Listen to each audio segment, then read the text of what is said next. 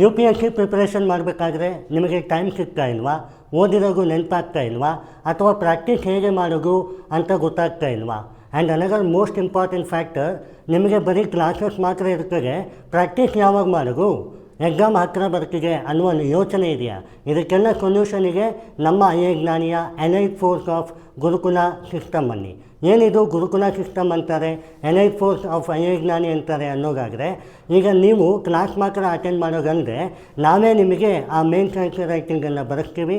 ಅದು ನಿಮ್ಮ time of 3 hours ಅಥವಾ 4 ಅವರ್ಸ್ ಏನಿದೆ ಅದರಲ್ಲೇ. ಜೊತೆಗೆ ಪ್ರಿಲಿಮ್ಸ್ ಪ್ರಾಕ್ಟೀಸ್ ಮಾಡ್ತೇವೆ. ಅದು ಒಬ್ಬ ವಿದ್ಯಾರ್ಥಿ ಸೆಮಿನಾರ್ ಮಾಡಿದ್ರೆ ಇನ್ನೊಬ್ಬ ವಿದ್ಯಾರ್ಥಿ ಮೆಂಟಲ್ ಆನ್ಸರ್ ರೈಟಿಂಗ್, ಇನ್ನೊಬ್ಬ ವಿದ್ಯಾರ್ಥಿ ಪ್ರಿಲಿಮ್ಸ್ ಸಾಲ್ವ್ ಮಾಡ್ತಾರೆ. ಇದರಿಂದ ನಿಮಗೇನು ಲಾಭ ಆಗುತ್ತೆ, ನೀವು ಓದೋದನ್ನು ಎಷ್ಟು ಜಾಯ್ಫುಲ್ಲಾಗಿ ತೊಗೋತೀರಾ ಅಂದರೆ ಓದಿರೋದು ನಿಮಗೆ ಅರ್ಥ ಆಗುತ್ತೆ ಆ್ಯಂಡ್ ನಿಮಗೆ ಬೋರ್ ಆಗೋದಿಲ್ಲ.